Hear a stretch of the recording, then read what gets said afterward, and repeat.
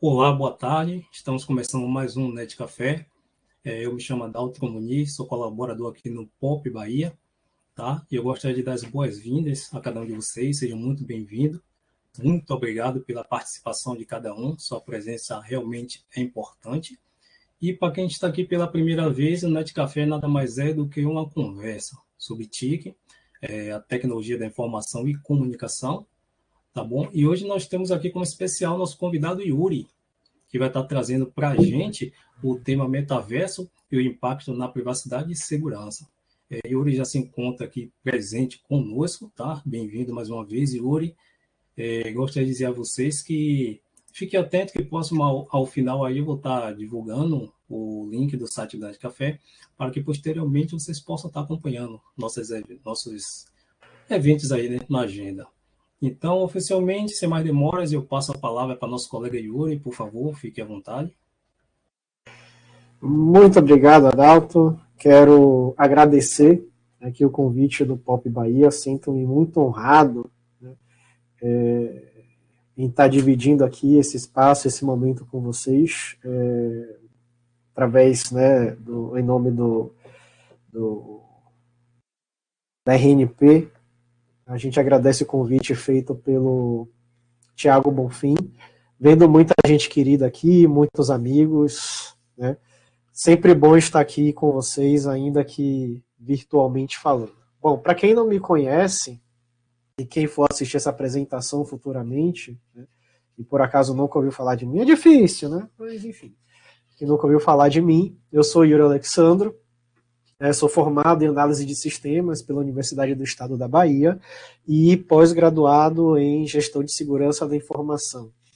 Tá? Já trabalhei sempre nesse âmbito, né, de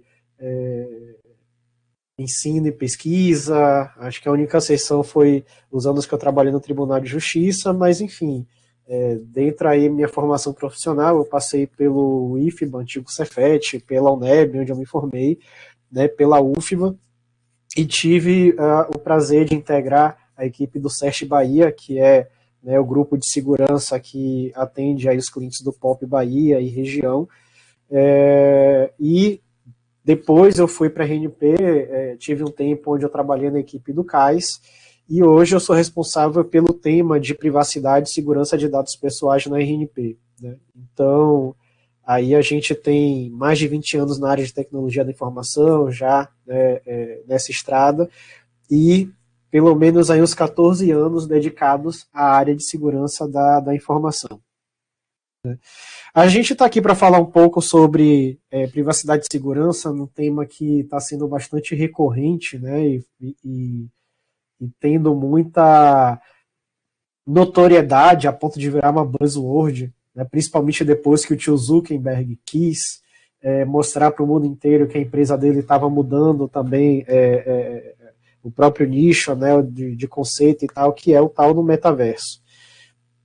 Só que para falar de metaverso, principalmente sobre esse aspecto da segurança e privacidade, a gente vai voltar um pouquinho no tempo, e eu gosto muito de fazer isso porque em se tratando principalmente dessa área de dados pessoais, até, enfim, né, qualquer tipo de dado que as big techs hoje, né, tratam durante a oferta de seus serviços e tudo mais, é sempre bom olhar pelo aspecto histórico, né, da evolução, do contexto, para a gente entender onde essa dinâmica vai parar.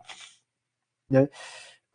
Todo mundo sabe que, enfim, a internet surgiu lá para os anos 70, 60, 70 nos Estados Unidos, mas no Brasil, principalmente do aspecto comercial, ele começou a se desenvolver ali pelos anos 90, né? Na chamada internet 1.0, que na verdade era um espaço de consumo. Né? A gente tinha pessoas que consumiam informações ou serviços de maneira, digamos assim, né, unilateral, né? Muito baseado ainda em sites estáticos, né, onde somente um lado produzia informação e o outro lado consumia. E a partir das redes sociais, a gente passou a ver a internet em um outro contexto, né? Que foi a evolução chamada da Web 2.0. Ou seja, o usuário ele passa a não ser só somente consumidor de informação, e sim também, em determinados momentos, ele passa a gerar conteúdo também. Aí seja através de publicações, seja através de fotos, seja através, inclusive, de interações com a própria fonte de notícias, né, e tudo mais. Então,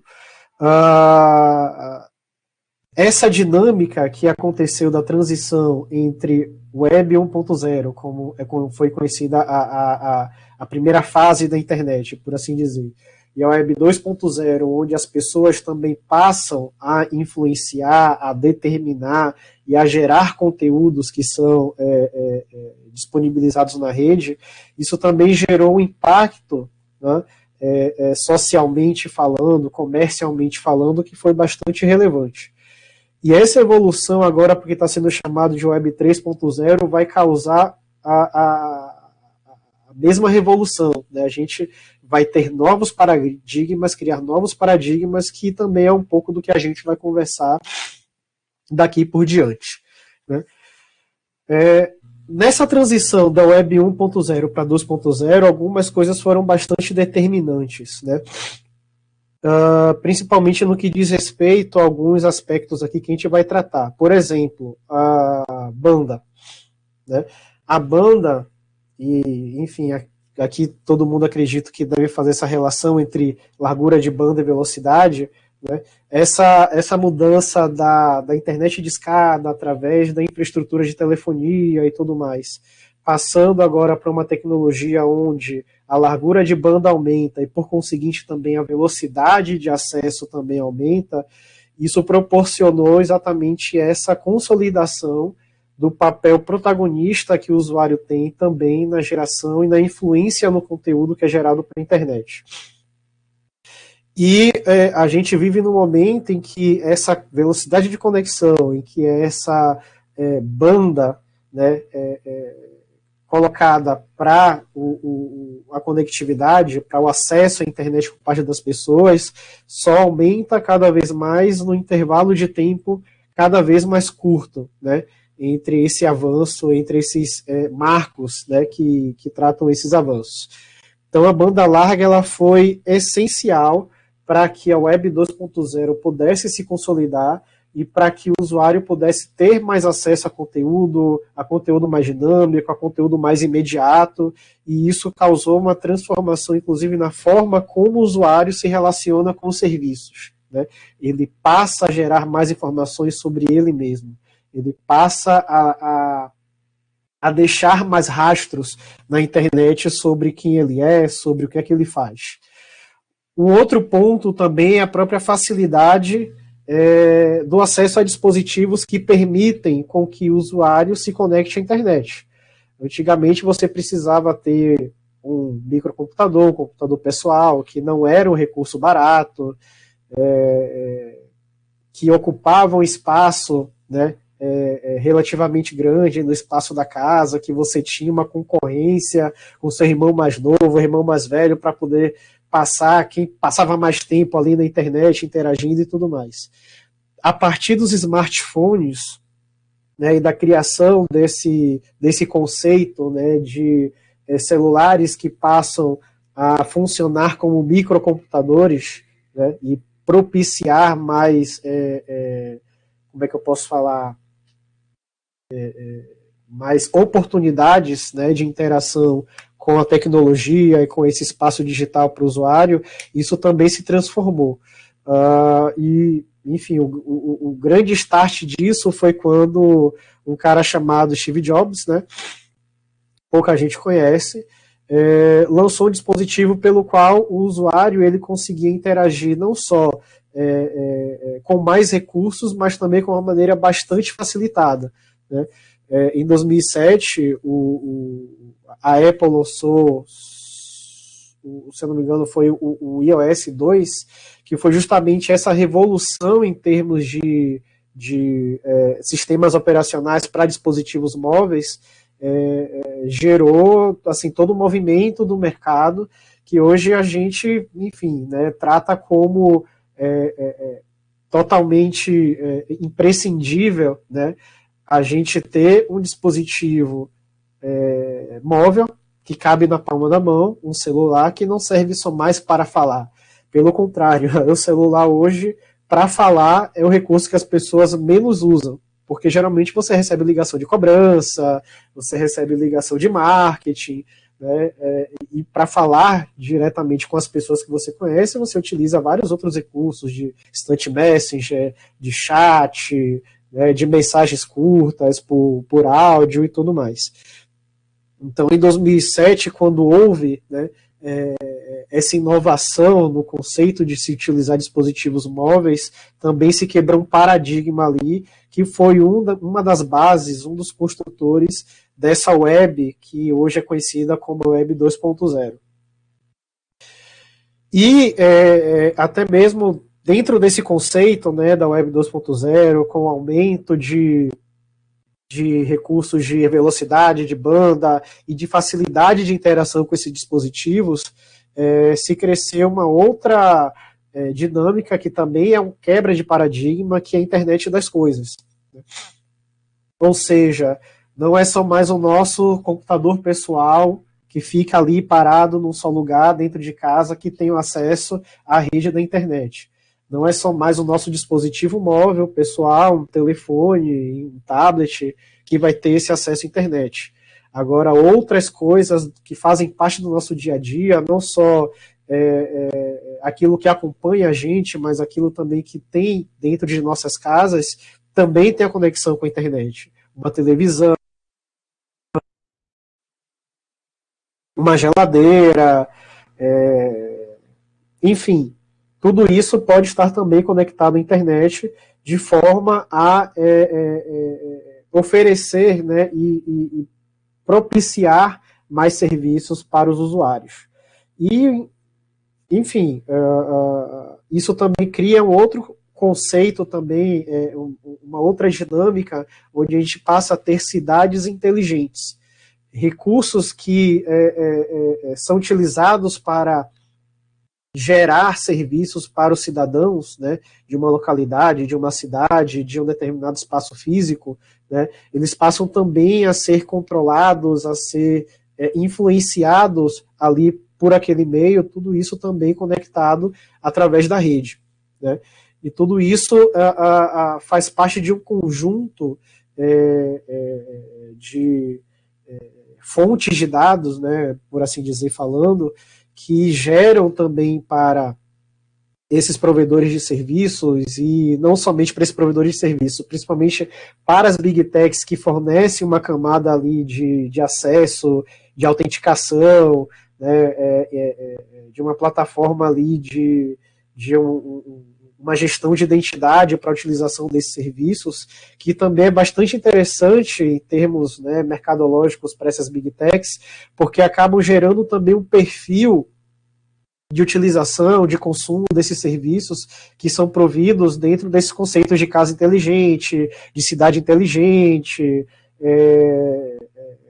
de dispositivos inteligentes, os quais a gente usa, que eu também vou comentar um pouco mais à frente, que é justamente os dispositivos vestíveis, né? Eles fazem parte desse contexto da internet das coisas, mas eles vão um pouco mais além, porque eles interagem com aquilo, geralmente, que a gente usa no dia a dia, ou que a gente faz no dia a dia, né? Os smartwatches são os principais, né, conhecidos, mas enfim, hoje a gente tem dispositivos vestíveis que fazem essa interação com dispositivos móveis através de conexão Bluetooth ou diretamente para a internet, que são praticamente um relato da sua vida, uma ata do que você faz no seu dia inteiro. Relógio que já faz medição de sinais vitais, cardíacos, de pressão, dispositivos como, por exemplo, camisas ou tênis que fazem toda uma análise de seu perfil, né, de por exemplo, desempenho, durante uma atividade física, ou até não só durante atividade física. A gente já tem os óculos de realidade virtual, os smart glasses também, né, que já fazem uma interação já diretamente com o usuário, não só os VRs, né? A gente já tem, por exemplo, dispositivos, se eu não me engano, a Google já tem um protótipo bem avançado nesse sentido, que dentro de um formato de um óculos normal, como esse que a gente utiliza, ele já cria projeções ali na lente que você pode receber informações, e ele também capta informações desses dispositivos, e, enfim, com o objetivo, pelo menos da boca para fora, de gerar, né, informações positivas para o usuário que utiliza, né? Então vejam que isso só foi permitido com o avanço, principalmente, da tecnologia que permite a utilização e a execução de softwares embarcados em dispositivos cada vez menores, né? Hoje você tem chips que são agregados, por exemplo, à camisa, que aí já tem também, né, outras conexões, né, eletrônicas ali dentro, sapatos e cintas cardíacas e relógios e tudo mais, com softwares que conseguem fazer, né, processamentos cada vez maiores em dispositivos cada vez menores, né, e tudo isso interagindo com esses grandes players, né, que fornecem não somente esses serviços, como também o acesso a esses serviços através de gestão de identidade, né? E isso tudo foi permitido graças também ao avanço, né, da tecnologia, do que a gente chamou de terceira geração, né, de conectividade, para a quarta geração, que é a 4G. E hoje a 4G já está ficando para trás. Hoje, vários países já têm a tecnologia 5G, que permitem velocidades de conexão, né, através do aumento da frequência, da banda de frequência, em velocidades muito maiores do que a 4G, né, que permitem, por exemplo, hoje já ter serviços de tempo real que 4G não permitiria. Mas, além disso, já está em fase de estudos, né, bem avançados, o avanço para a tecnologia 6G. A tecnologia 6G, que é a sexta geração de conectividade à internet, né, através de frequência através do ar, já tem estudos que colocam a tecnologia 6G numa velocidade de conexão 50 vezes maior do que a 5G, que hoje é o nosso parâmetro de revolução de conectividade, né, para dispositivos móveis e para a internet sem fio, por assim dizer. Então vejam que a evolução cada vez mais abre uma janela de oportunidades, não somente para consumidores, mas principalmente quem oferta serviços, né, que são dependentes justamente dessa velocidade de conexão, cada vez maiores, né? O que é que está impactando hoje o desenvolvimento maior da tecnologia 6G? O mesmo problema que a tecnologia 5G tem, né, que é a infraestrutura. O alcance, por causa da frequência que é utilizada para 5G, requer uma instalação de equipamentos que façam a geração desse sinal num espaço de abrangência menor do que a 4G, por exemplo, teria, né? E o 6G, ele amplifica esse problema da 5G também. Então, é algo que está sendo ainda estudado, está muito ainda em laboratório, mas que já é dado como realidade que o 6G vai ser o novo salto de evolução de conectividade que a gente vai ter, oferecendo mais banda, oferecendo mais velocidade e tendo, né, por conseguinte, o tempo de resposta menor da oferta desses serviços para o usuário consumidor. E vejam que a gente hoje, por exemplo, já tem aplicações que rodam dentro de 4G, que já emulam essa interação entre o que é que seria um ambiente virtualizado para o ambiente físico, né, o ambiente, entre aspas, real. E eu vou falar um pouco mais na frente o porquê a gente considera real, entre aspas, ainda já com a tecnologia 4G. Quem nunca jogou Pokémon GO, atira a primeira pedra. Eu vou atirar um monte de gente, porque eu nunca baixei essa merda no meu telefone.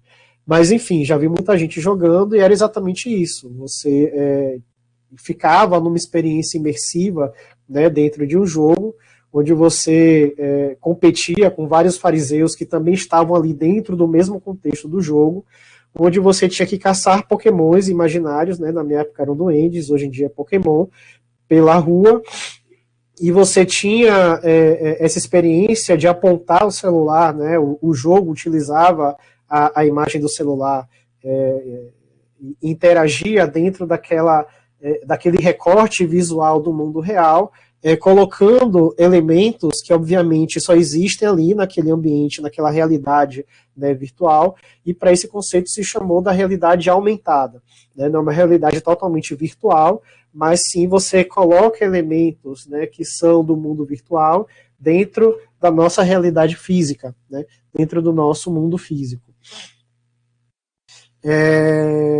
E aí o que é que acontece? Quando você tem essa dinâmica de compartilhar este mundo, né, virtualizado, da realidade aumentada com outras pessoas que também vão interagir naquele mesmo espaço físico que você, e isso abriu outros horizontes que se permitiu pensar. Por que não podemos fazer isso, né, com outros recortes, com outros ambientes? E vejam que esse conceito de metaverso, ele não é novo, né? A tecnologia, neste momento, está permitindo com que a gente consiga dimensionar, né,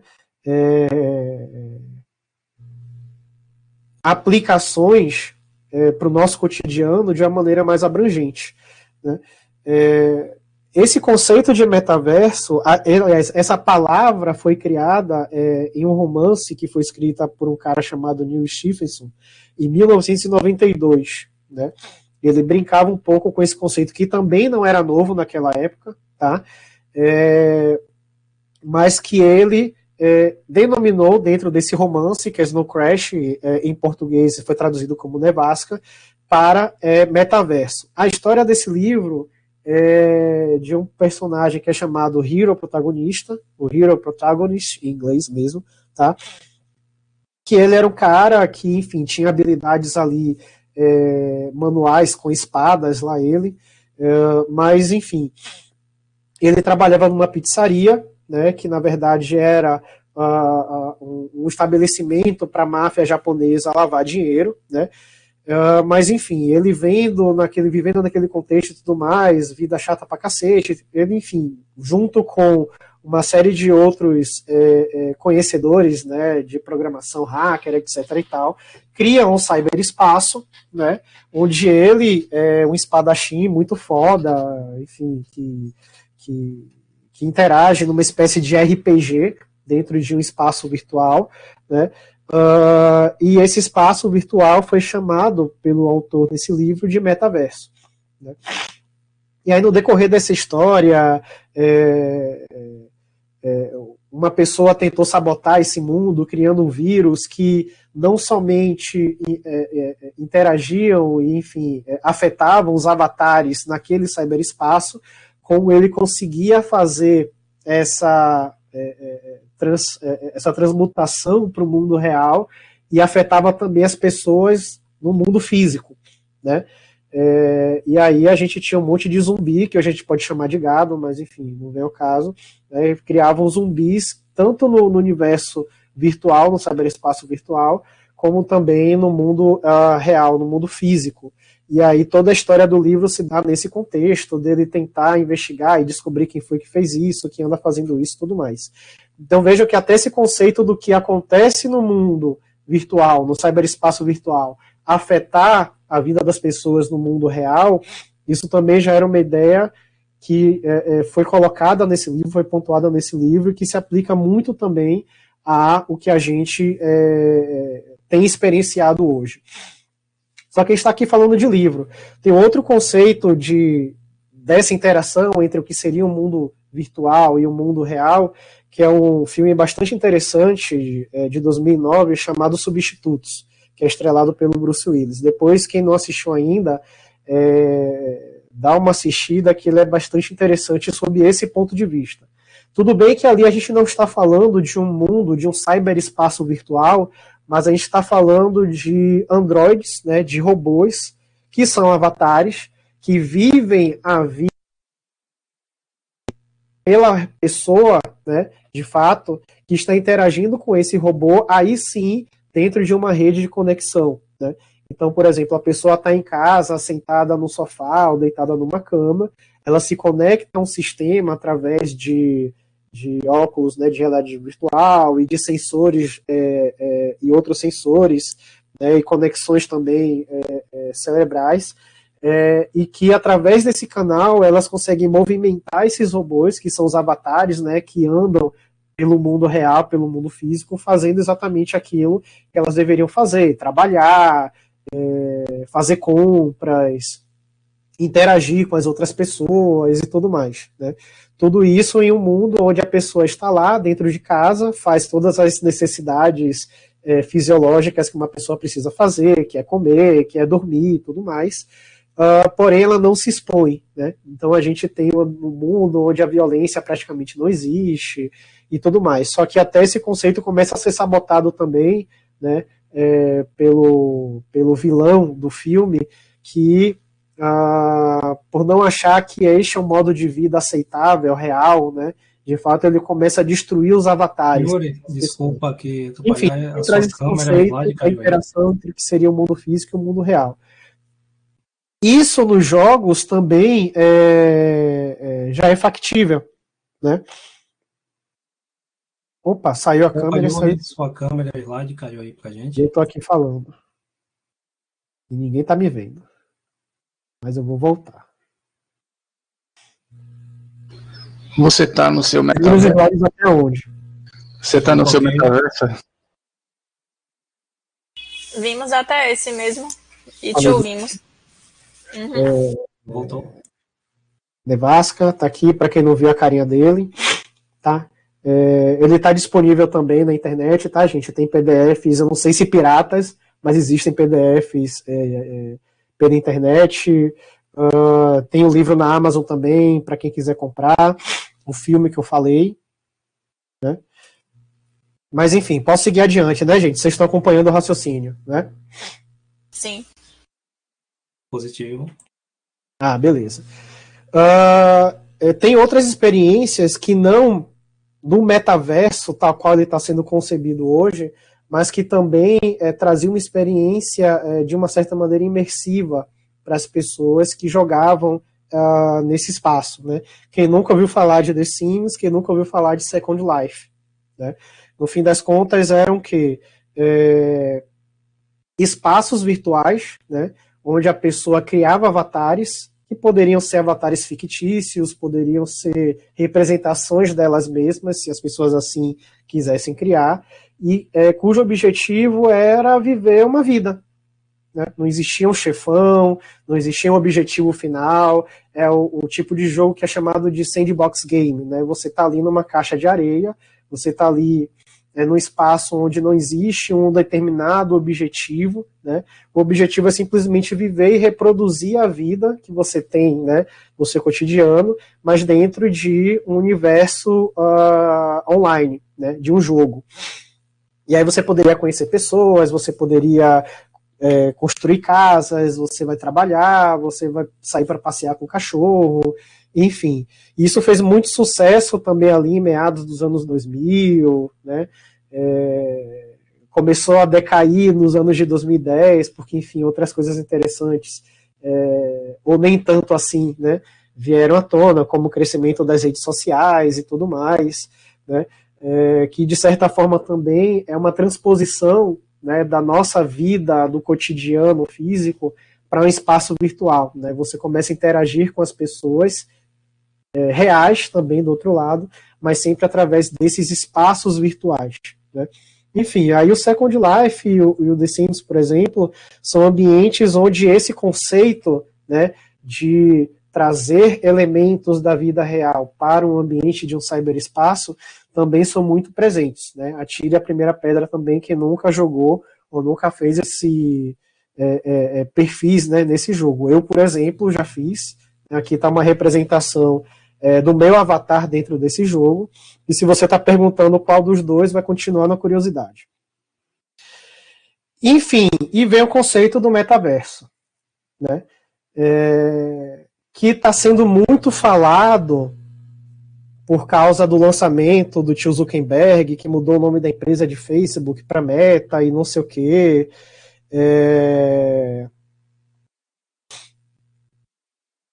O que é que significa de fato, né? O metaverso, trazendo todos esses conceitos que a gente trouxe, né, da evolução disso para cá, né? O metaverso, eu poderia até dizer que uma grande rede social com uma realidade aumentada, né?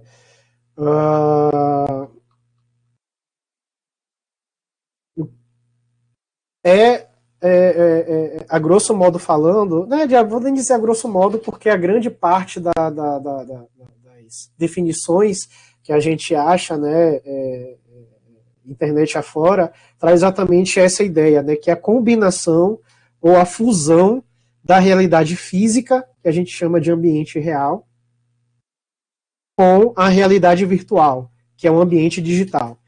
Aí eu não gosto muito de falar de ambiente real, que eu comentei, né, da vez passada, porque cada vez mais a gente está trazendo uma confluência maior, né, entre o que é físico e o que é digital, o que é virtual.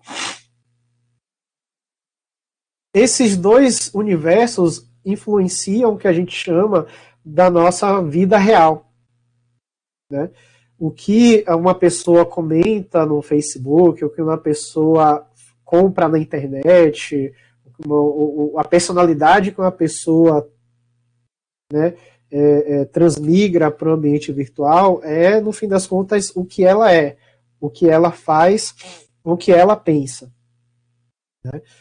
Então, tudo que se faz no ambiente virtual acaba também influenciando o que é a gente na realidade, né, no nosso mundo real.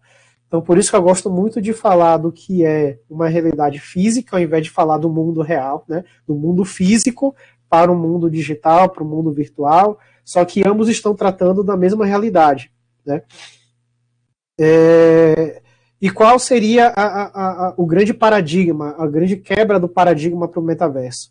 Porque hoje, quando a gente está tratando de interações no ambiente virtual, de uma certa forma, a gente tem um intermediário, que é uma plataforma, né? Que por exemplo, uma tela de computador, onde eu aqui presencialmente estou interagindo com um dispositivo, né, que me permite ainda ter uma determinada consciência de que eu estou no mundo físico, né? Estou sentado aqui na minha cadeira, eu estou de frente para um computador, estou aqui olhando para a paisagem, né, uma linda paisagem do iFood na minha janela. Então tudo isso ainda me dá essa consciência de que existe alguém no mundo físico aqui interagindo. A ideia do metaverso é justamente quebrar essas limitações, né? Essa visão, né?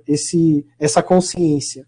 É fazer com que a pessoa esteja imersivamente ali no ambiente virtual, né? Onde você passa a não ter uma fronteira delimitada entre esses dois mundos, né? A pessoa que interage ali no mundo virtual é você. É você que está ali, não é um avatar seu, não é uma representação imaginativa sua, né? É você enquanto uma representação virtual. É claro que a gente vai falar aqui de metafísica, não é o caso, mas só para entender que dentro do conceito do metaverso, né, apesar de existirem pessoas que vão criar avatares, que vão criar personagens, mas no fundo é que aquela representação, aquele avatar, seja a sua representação real, né, o que seria você no mundo físico, a sua transposição para o mundo virtual. E aí que a gente começa a ter uma série de implicações que a gente vai começar a comentar aqui. Antes de mais nada, é preciso dizer que existem vários ambientes que se colocam como metaverso, ou seja, metaverso ele não é uma realidade única só, não é um ambiente único, né, que existe, as empresas vão lá e começam a... Pode ser que no futuro seja assim, tá? Mas atualmente o que a gente tem são várias empresas que criam seus espaços virtuais, né, onde você pode interagir nesses espaços virtuais e que existe uma iniciativa de se compartilhar experiências entre esses vários metaversos, né, entre esses vários ambientes. Então você tem metaversos que a gente pode chamar de privados, né, e metaversos que a gente, entre aspas, pode chamar de compartilhados, não diria públicos, né, mas que, enfim, eles são desenvolvidos ali por organizações que não têm uma determinada finalidade, né, e que, enfim, eles são uma experiência mais de compartilhamento mesmo. E aí a gente tem, por exemplo, hoje, além do Facebook, né, através da Meta, a gente já tem a Microsoft, que já tem o seu próprio metaverso, a Disney, empresas como McDonald's, a Nike, a Adidas, onde, por exemplo, você pode interagir dentro desse universo virtual e ter consequências no mundo real, por assim dizer. Por exemplo, a Nike lançou um tênis, né, para venda no mundo virtual, onde você, com seu avatar, pode chegar lá e comprar um determinado tênis personalizado, etc. e tal, que vai ser só seu, né? Mas como isso soa muito idiota nos dias de hoje, né? Não que não seja no futuro, mas como isso soa muito idiota, tipo, a pessoa vai gastar 500, 600, 1.800 dólares em um tênis que vai ter só no mundo digital. Então, a Nike vai lá e te fabrica e te envia um tênis igual ao que você comprou no mundo digital, né? Sem custo nenhum, né? Óbvio, gente. Não... É um presente que a Nike te dá por você ter gastado lá 5 mil reais e comprar um tênis no ambiente virtual. O McDonald's também, você pode comprar seu Big Mac dentro do universo virtual, né? Que inclusive seria muito mais fácil, muito mais divertido, gente, do que você entrar no aplicativo ou no site e fazer um pedido, né? Mas você tem que vestir seu avatar, entrar na loja virtual da McDonald's para pedir um Big Mac. E aí eles te mandam o Big Mac na sua casa, né? A BMW recentemente lançou o novo carro deles dentro do metaverso. Então, ao invés de criar, sabe, todo um evento e tudo mais, e chamar, eles fizeram isso dentro do metaverso criado ali pela BMW, claro que em conjunto aí com os desenvolvedores, né, desses ambientes. Então vejam que esse conceito do metaverso ele não está distante da gente, tá? Assim como as redes sociais, lá em idos de 2000, 2004, 2005, com o Orkut, né, com o Facebook, todo mundo fala, mas para que eu quero entrar na rede social? Isso é perda de tempo. Quero conversar com as pessoas, eu vou chamar para uma mesa de bar e não sei o quê.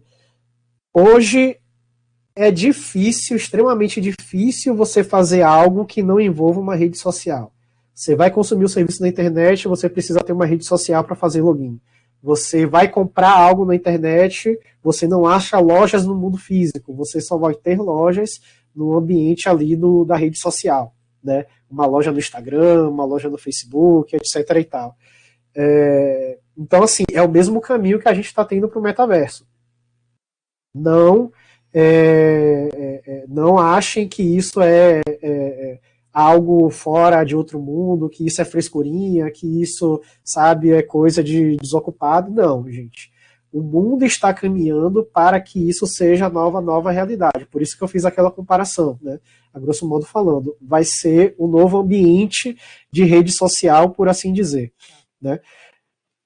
E aí o que é que sustenta isso, o metaverso? Como a gente falou lá no começo, né? Tudo aquilo que a tecnologia vem desenvolvendo e vem propiciando são os elementos que hoje sustentam e que no desenvolvimento disso vai tornar o metaverso a nossa realidade cotidiana, né? A realidade aumentada, por exemplo, né? Hoje você pode, não somente através de um aplicativo, testar determinadas coisas, ou móveis, ou roupas, ou produtos, né, ali dentro de um dispositivo móvel, como dentro do completo ambiente virtual, você pode ser a pessoa que vai lá justamente testar. Você vai ver, por exemplo, as dimensões, né, que por uma foto hoje na internet talvez não te dê essa percepção. Você tem ali as medidas, mas você vai precisar pegar, né, a sua régua, sua fita métrica para colocar ali na parede, medir e tudo mais. Hoje você vai poder ter essa percepção através justamente dessa realidade virtual ou da realidade aumentada de como ficaria determinados produtos ou consumir determinados serviços, né, dentro dessa realidade. Internet das coisas também, né?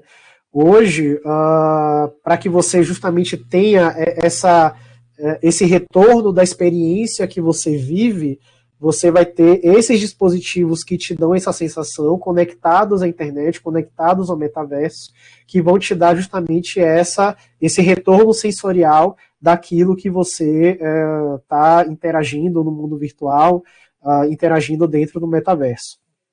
As NFTs, né? Eu dei o exemplo da Nike, né? NFTs nada mais são do que tokens, né, que certificam que você é proprietário de um determinado produto, enfim, algo que foi criado dentro do mundo virtual. Foi muito conhecido através de quadros, por exemplo, que eram vendidos, né, através do meio digital também. Mas hoje você está falando também de produtos, né? Você pode desenvolver, pode criar a sua própria versão de um produto, como é o caso da Nike, da Adidas, enfim, pode ser aplicável a qualquer outro, e você registrar aquilo ali como propriedade sua através de um NFT, né? Isso significa que se outra pessoa fizer um igual, mas não tem aquela NFT relacionada àquele produto, significa que é algo totalmente diferente, né? Por isso que vem essa coisa do não fungível, né? Aquilo que você não pode trocar por outra coisa, não existe outra coisa pela qual você pode associar e dizer que é o mesmo produto e dizer que tem o mesmo valor, né? Criptomoeda também, que é uma realidade bastante presente já nos nossos dias, que começou também já na década passada como algo que não ia para frente, não teria futuro, e hoje a gente vê que é um dos ativos mais valorizados em moeda, né, fungível aí sim, moeda local nossa, é um dos ativos mais valorizados, são as moedas no mundo digital, as criptomoedas, né. Que, enfim, tem ainda um aspecto bastante especulativo pela qual elas não foram criadas, mas que no metaverso, né, nesse ambiente virtual, da troca, né, de valor, né, que existe dentro do mundo virtual, elas têm um papel extremamente determinante, né? Tudo que acontece, por exemplo, na troca, na venda, na compra de NFTs, você só faz isso através de criptomoedas. Você não vai lá e compra um quadro virtual por R$100. Você vai comprar em moedas virtuais, como a Ethereum, como a Bitcoin, né, como enfim, outras moedas, como é o caso do Bored Ape, perdão. Eles têm uma moeda virtual própria que é usada para comprar NFTs relacionados a macaco chateado, né? Macaco entediado. E movimenta dinheiro. Neymar, por exemplo, recentemente comprou um quadro desses aí por R$6 milhões. Né? Quadro não, né? Uma imagem digital desse treco aí por R$6 milhões. Então, assim, são coisas que são totalmente factíveis. E isso acontece hoje, né, só é possível através de um conceito, de uma tecnologia, que é o blockchain. Né? Não é o objetivo aqui falar sobre blockchain, mas, a grosso modo falando, é uma cadeia que garante, né, uma cadeia ali de trocas de informações criptografadas que garante a validade daquela informação ou daquele item, né, dentro de um ambiente virtual. Então, uma moeda virtual, ela só tem essa validade reconhecida porque ela passa por uma cadeia de certificação em bloco, por isso o nome blockchain, né, que atestam que aquele item ali dentro daquele universo, ele é um item real. Ele é um item que não foi... teve a sua integridade modificada, né? E isso se aplica tanto para a criptomoeda como também para os NFTs. Então isso garante justamente a veracidade, a confiabilidade dessas transações, né? E aí, como eu falei, isso é o futuro, né? O futuro, que é o metaverso, está baseado exatamente nesses conceitos. Da mesma forma que a Web 2.0, com a interatividade, né, através da criação, influência no conteúdo, transformou o modo como as pessoas utilizam a internet, da mesma forma como as redes sociais transformou também a forma como as pessoas se relacionam dentro da internet, o metaverso também vai proporcionar isso. Tudo bem que esse vídeo do Walmart foi produzido em 2017, então a realidade gráfica hoje, depois de 5 anos, avançou bastante, e hoje, né, vendo esse vídeo, várias pessoas criticaram a qualidade desse vídeo, mas isso foi uma projeção que a Walmart fez em 2017, como seria uma experiência imersiva de uma pessoa indo para o supermercado sem sair de casa, né? Então ela vai ver, por exemplo, pegar uma garrafa de vinho, vai ver ali na tela, né, todas as informações relacionadas ali, quando foi fabricado, rótulo, informação nutricional, etc. e tal, pode colocar e retirar coisas de um carrinho de compra, tal qual como se ela estivesse no mercado, né? Só que sem estar no mercado. E aí ela vai fazer isso dentro de um universo, né, compartilhado com outras pessoas. Por exemplo, eu posso me bater com o Thiago Bonfim, passando com o carrinho ali na frente com o avatar dele, né? Posso interagir com essa pessoa, com um bot do provedor de serviço, ou com o avatar do Thiago Bonfim ali, perguntar, pô, e aí, seu São Paulo, etc. e tal. E isso tudo sem sair de casa. Isso tudo como se eu estivesse, de fato, dentro do mercado, né? Então, ele está sendo projetado justamente não para fazer experiências de jogos, né? Não, a gente está falando mais de uma experiência de gamers, como, por exemplo, o Fortnite e tal. A gente está falando de algo que vai fazer parte do cotidiano da vida das pessoas, né? E aí a gente tem uma série de implicações de privacidade, de segurança, que hoje já se refletem no ambiente virtual, como as redes sociais têm, e que vão ser potencializadas dentro de um universo compartilhado assim, do metaverso, exatamente, né? Isso tudo num contexto onde a tecnologia avança não somente para aumentar a largura de banda, aumentar a velocidade de conexão, mas também de diminuir os espaços de armazenamento dos dados e poder se coletar cada vez mais dados de forma compactada, né? De forma em grande escala, inclusive, né? Antigamente, para você guardar, né, 5 megabytes de informação, você precisava de computadores com storages que ocupavam espaço de 2 geladeiras, né?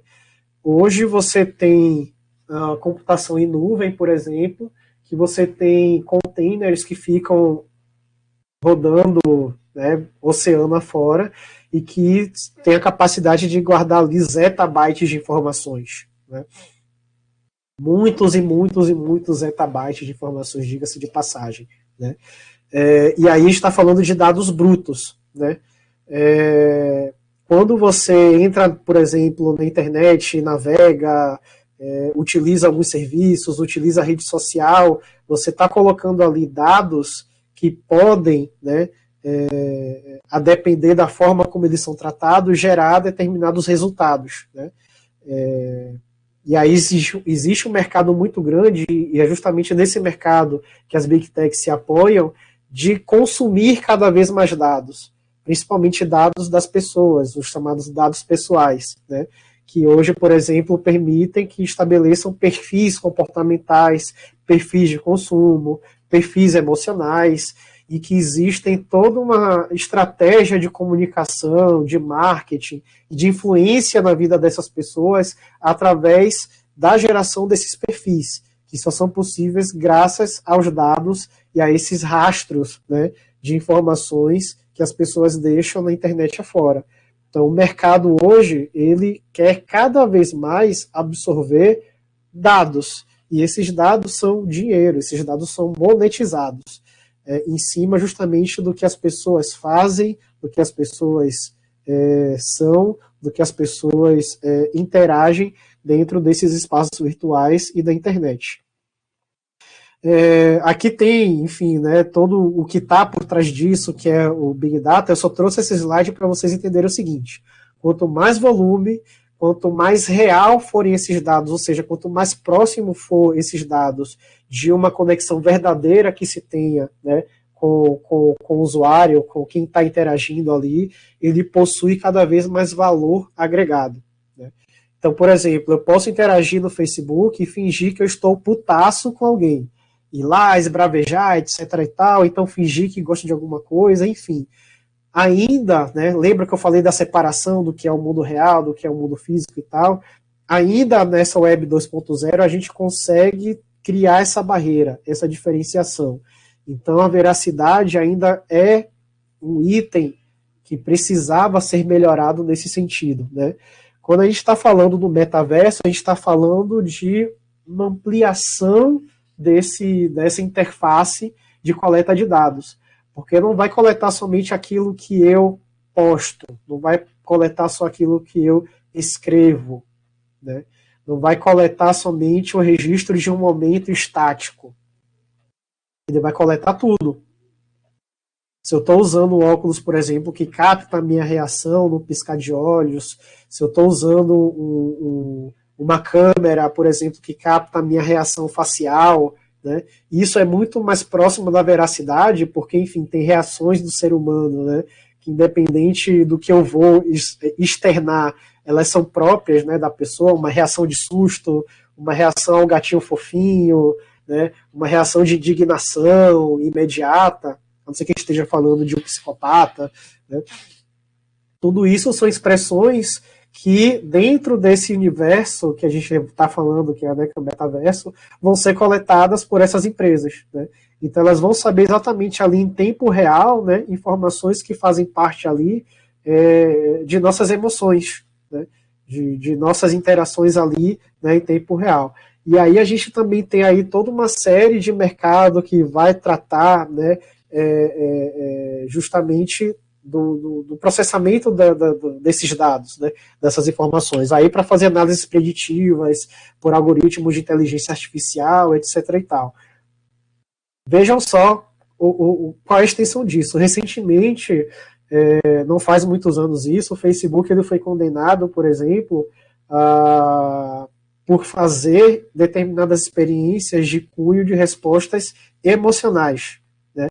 Tudo isso somente baseado em algoritmos baseados na resposta do que o usuário escrevia, né? Agora imagine o que é que pode ser feito justamente quando você está imerso dentro de um universo onde existem dispositivos vestíveis ou dispositivos de internet das coisas que estão captando ali, né, em tempo real, todas as suas interações, seu gesto, sua expressão facial, etc. e tal, né? Quando a gente vai para ambientes compartilhados, né, que também é uma outra tendência bastante forte, ou seja, a gente tem plataformas de metaverso que vão cada vez mais se compartilhar, ou seja, aquilo que eu interajo no Meta, eu vou levar para a Nightland, eu vou levar para o metaverso da Disney. Por quê? Porque a gente está tratando de uma pessoa só, né? É a mesma pessoa que está interagindo nesses universos, que apesar de serem privativos, né, serem desenvolvidos de forma privada por cada desenvolvedor, né, por cada fornecedor, por cada empresa, existe um movimento de que o que você interage ali, ou seja, seus dados pessoais, eles sejam compartilhados entre esses universos, né? Então a gente está falando aí de compartilhamento de dados relativos a você, de maior impacto na ocorrência de vazamento de dados, se houver, né, um comprometimento desses ambientes.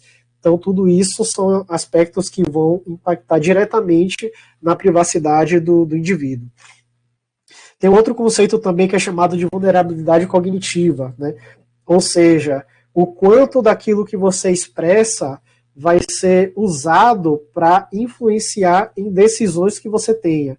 Então, por exemplo, eu estou no mercado e olho para um determinado produto e tenho uma reação para aquilo, se imediatamente aquele metaverso vai criar, né, todo o ambiente, ou vai trazer, né, toda a interações que influenciem meu pensamento naquele momento, que crie um determinado sentimento por alguma coisa, e que isso vai influenciar numa ação, por exemplo, de compra, né, ou de rejeição.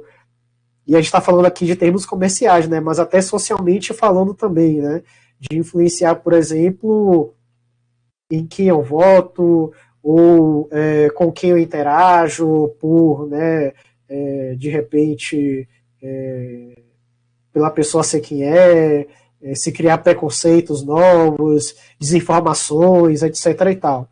Então, assim, o quanto essas plataformas estão trabalhando nessa questão da vulnerabilidade cognitiva, que no fim das contas tudo tem ali como pano de fundo dados pessoais ou informações pessoais que são coletadas das pessoas, né? E aí tem todo um movimento de desenvolvimento, né, que hoje já acontece, imagine hoje na Web 2.0 já acontece, que são chamados dos padrões obscuros, né, o Dark Partners, que é justamente formas que se busca influenciar as pessoas que estão interagindo ou que estão utilizando determinado site ou determinado sistema para ou não fazer aquilo que elas deveriam fazer ou influenciar para que elas tomem determinada decisão. E isso também está sendo colocado, né, como uma problemática no que seria ou no que será o metaverso, porque se você parte, né, do princípio de que você vai estabelecer ali determinados padrões obscuros que levem uma pessoa a uma determinada tomada de decisão, você está falando aí de interferir no direito que todo ser humano tem, que é o da autodeterminação informativa, né? Daquilo que a pessoa tem do direito a tomar a sua própria decisão segundo os seus próprios pensamentos ou seus próprios sentimentos, sem estar sendo influenciado por outras coisas, né? Falando agora um pouco de segurança da informação, já caminhando, né, para o final, a gente tem o perigo de se adquirir NFTs não originais, né? Como eu falei, NFTs são certificados que são gerados para determinado autor, né, para determinado dono daquele ativo virtual, e que ele pode repassar, revender, etc. e tal, porque ele é o dono daquilo, né? Então, se de repente você vai comprar um NFT de um quadro da Mona Lisa, por exemplo, sendo que é original lá do Museu do Louvre, você precisa garantir de que o Museu do Louvre está produzindo, né, aquele ativo e que tem uma NFT que foi gerada, né, para o proprietário daquele ativo e que por isso tem aquele determinado valor. Porque senão você vai estar comprando uma cópia, né, que pode ter uma qualidade de pixel, né, por assim dizer, tão boa ou semelhante àquele produto original, mas você não tem justamente a originalidade de bater no peito e dizer assim, lá eu comprei do Museu do Louvre, então aquilo ali tem um valor, né, do que, por exemplo, você comprar do Ibirissol, que fez um copiar-colar na tela, colocou ali para vender e diz assim, não, isso aqui é original, tá super, pode confiar, né? E de repente aquilo ali você pode gastar uma quantidade enorme de criptomoedas para adquirir aquele determinado produto que não tem o valor agregado pelo qual ele foi vendido, né? Então isso pode acontecer bastante dentro do metaverso e tudo mais. E, enfim, a mesma estratégia de cybercriminosos, né? De vender determinados produtos ou serviços como se fosse a Nike, como se fosse a Adidas, como se fosse o McDonald's, e de repente não ser, né? Porque não vai ter uma NFT original, por assim dizer, que ateste de que aquele produto realmente foi adquirido pelo proprietário, pela loja que esteja vendendo, né? Uma outra coisa que também diz muito respeito e que está acontecendo nesse universo das NFTs, né, ainda que não seja no multiverso ou no metaverso, são os roubos de NFTs através de phishing, né? Isso aconteceu recentemente, inclusive com a Bored Ape, que através da plataforma Discord, que é uma plataforma ali de interação, né, de colaboração, atacantes se passaram pela empresa, né, que produz os Bored Apes e tal, e fizeram com que as pessoas que já tinham esses ativos, né, originais, entrassem ali através de suas credenciais de acesso, e os atacantes, pegando essas credenciais, eles foram lá na carteira, né, de ativos dessas pessoas e roubaram as NFTs, né, roubaram essas imagens e tudo mais, mudando de propriedade. E aí caiu, né, no universo do blockchain, que você não tem essa identificação individual, perdeu, né, já era, as pessoas tiveram aí esse prejuízo através de um problema que acontece no mundo, né, real, que é da engenharia social, do phishing, etc. e tal, que deram as credenciais para esses atacantes e perderam isso, os seus ativos lá dentro da carteira. Se a gente for imaginar que tudo no metaverso é feito através justamente da aquisição de NFTs e da comercialização, por assim dizer, da movimentação de criptomoedas, isso propicia um ambiente mais factível, né, de acontecer, mais frequente de acontecer dentro do metaverso.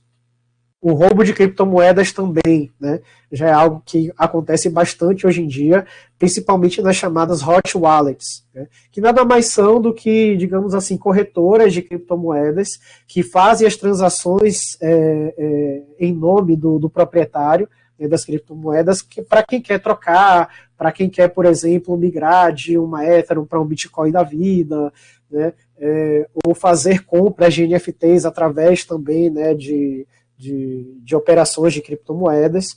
Então tudo isso pode ser feito através dessas corretoras, e o que acontece é que muita gente hoje deixa os seus ativos, né, dentro dessas corretoras, sendo que essas corretoras, elas nem sempre estão preocupadas com a segurança da informação, né, no desenvolvimento ali das suas plataformas que vão fazer a guarda e a gestão dessas criptomoedas.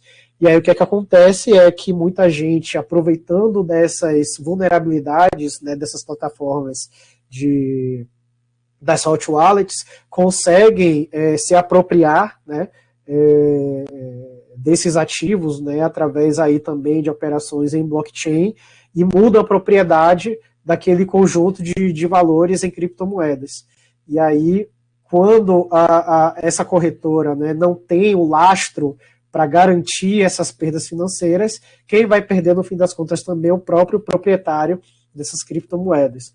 Por isso que até atualmente se fala que a forma mais segura, né, de você fazer isso é guardando suas criptomoedas no que é chamada de cold wallets, né, ou seja, carteiras frias, que não são conectadas à internet, não estão conectadas entre si, né, através desse ambiente, né, de blockchain, mas você tem ali a sua carteira que tem suas informações de suas criptomoedas, né, guardadas dentro de uma chave privada, dentro do seu computador pessoal, ou dentro de dispositivos, por exemplo, que são chamadas, né, me fugiu o nome agora, mas é um hardware específico para guarda de criptomoeda, ou simplesmente você imprime suas chaves privadas e guarda aquilo ali dentro de um cofre, porque aquela chave privada, né, é a sua garantia de propriedade daqueles ativos que estão navegando ali dentro do ambiente, né, do blockchain, né?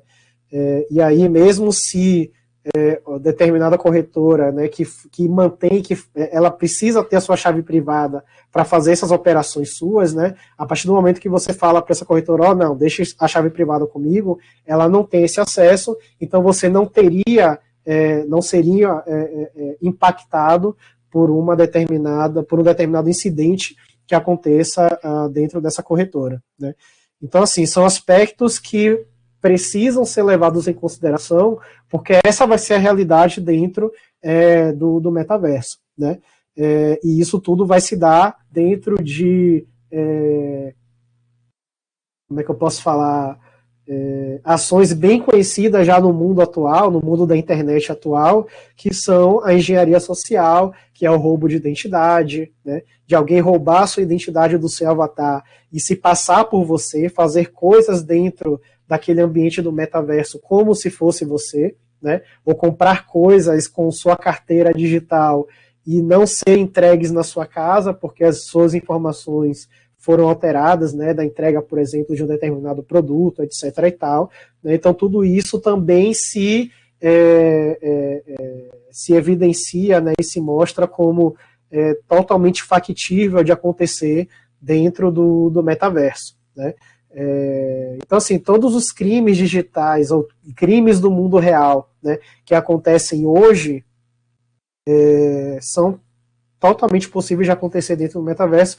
Eu acho que só não através de assassinato, né? Se matarem seu bonequinho lá, não significa que você também vai morrer aqui no mundo físico, né?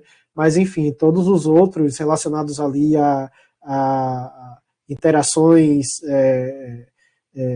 dentro do universo que possam te levar, né, a entregar informações pessoais suas ou dados seus ou propriedades suas também vão acontecer lá no metaverso.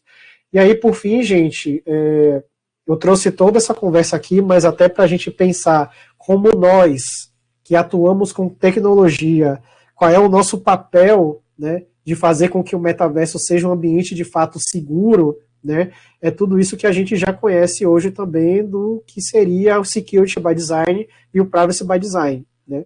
Então, assim, cabe a nós, como profissionais de tecnologia, termos esse senso de responsabilidade, esse senso de... como é que eu posso falar? De ética, né? De saber com que, mesmo que determinadas estratégias sejam utilizadas pelas grandes big techs ou pelas grandes corporações, né, que apesar de que a Web 3.0 tem como conceito, né, e como ideia principal descentralizar a internet, né, ou seja, tirar esse grande poder que as big techs hoje têm da centralização da informação e tudo mais, e fazer com que o usuário ele tenha, né, mais empoderamento sobre o que ele faz na internet, sobre os dados que ele deixa na internet, sobre as reações que ele tem na internet, a gente sabe que isso vai enfrentar uma grande resistência das grandes empresas e das grandes big techs, porque como a gente falou nas slides anteriores, dados é dinheiro, dados são monetizados, então eles precisam disso. E cabe a nós, por um outro lado, né, profissionais desse ramo de tecnologia, que trabalhamos no desenvolvimento dessas plataformas ou na sustentação dessas plataformas, com que a gente crie produtos, crie serviços seguros, né, que tratam a privacidade do usuário como o maior, né, bem que se deve ter, né, colocar o usuário como central no desenvolvimento dessas ferramentas e dessas soluções, justamente porque nós também poderemos ser usuários dessas mesmas plataformas, né? Então, é extremamente importante com que esses mesmos conceitos do que a gente já trabalha hoje, de Security, Privacy by Design, também sejam aplicados dentro desse contexto do metaverso, porque é isso de fato que vai fazer com que o metaverso seja um ambiente seguro o suficiente para que todos os usuários possam utilizar e usufruir dos benefícios, né? Porque metaverso não é só problema, a gente está falando aqui de várias propriedades e várias oportunidades que podem, né, dar facilidades na vida comum do cotidiano das pessoas, mas que para que isso aconteça, a gente precisa atentar para esses aspectos de privacidade e segurança que a gente comentou um pouco aqui, para que de fato seja um ambiente legal para todo mundo. Adaltro. Opa, estou aqui, estou de volta. Yuri, muito obrigado aí pela apresentação, tá? Galera, deixa eu só trocar meu microfone aqui. Enquanto isso, eu vou abrir espaço para uma pergunta, pessoal. Devido ao horário estar avançado, alguém tem alguma pergunta para ser realizada? E já encerra a gravação. Oi, gente, agora que eu vi que eu falei demais. São 3h15. Bom, eu vi que tem várias interações aqui do Frotinha. O Frotinha falou várias coisas aqui Cadê? Juventude Nutella, a oportunidade que eles querem para serem contrariados. O Henri, grande Henri, não tenho muita vontade de entrar nesse espaço mundo virtual, já tenho problemas no mundo real. Então, Henri, a questão nem sempre é de querer, viu? A tendência é que determinados serviços só sejam oferecidos dentro desse mundo virtual. E aí nos forçaria, de fato, a ter que interagir, ainda que seja para ter somente aquele objetivo, aquela finalidade, né? Mas, de fato, a gente futuramente vai ter que se deparar e pensar, né, nessa possibilidade de ter que, sim, ter uma representação nesse mundo virtual para que a gente possa consumir determinados serviços, né? Beleza. Devido ao horário avançado, pessoal, eu vou estar encerrando a gravação, tá? E caso depois aí a gente pode ter alguma interação, tá bom? Tá encerrando aqui, por favor.